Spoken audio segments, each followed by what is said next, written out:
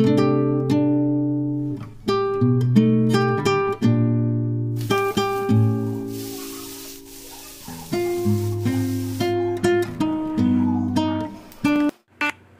Hello everyone, welcome to my channel all about experience. Intro చూసి మీకు అర్థమైపోయి ఉంటుంది.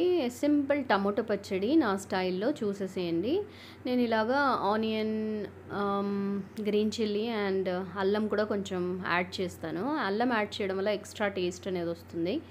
And you can have that sweetish and ఎమ్మియస్ taste అనమాట. ఒకసారి ఇట్లా ట్రై చేయండి. తర్వాత నేను టమాటోస్ అండ్ వెల్లుల్లి అనమాట వేసుకున్నాను. ఇందులోనే చింతపండు కూడా నానబెట్టుకునేది కూడా వేసేసుకొని అన్నీ కలిపి బాగా వేయించేసుకోవాలన్నమాట సాల్ట్ వేసి. సో ఇలా లిడ్ పెట్టుకొని స్టీమ్ పైన ఇలా బాయిల్ చేసుకుంటే టమోటాలు అన్నీ తొందరగా మగ్గిపోతాయి అన్నమాట. సో ఇలా మగ్గిపోయిన తర్వాత మనం ఏం చేయాలి, మిక్సీ పట్టించేసుకోవడమే అనమాట. ఇది చాలా అంటే చాలా సింపుల్ చట్నీ. మనకు దోశలోకి అయినా ఇడ్లీలోకి అయినా ఏదైనా మనకి డిఫరెంట్గా నార్మల్ చట్నీస్తో బోర్ కొట్టేసినప్పుడు ఇలా ట్రై చేయొచ్చు అనమాట. సో ఇంత మాత్రం మగ్గితే సరిపోతుంది. వేడిగా ఉంది కాబట్టి నేను కొంచెం ఐస్ క్యూబ్స్ యాడ్ చేసి మిక్సీ పట్టిస్తున్నాను అనమాట ఇవన్నీ.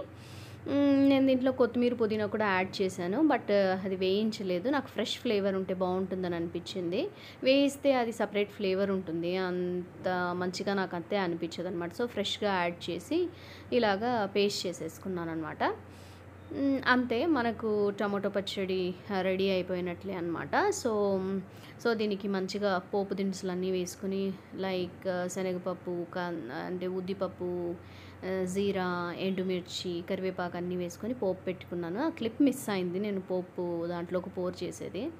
సో ఇలాగుంటుందన్నమాట కన్సిస్టెన్సీ. చాలా అంటే చాలా బాగుంటుంది.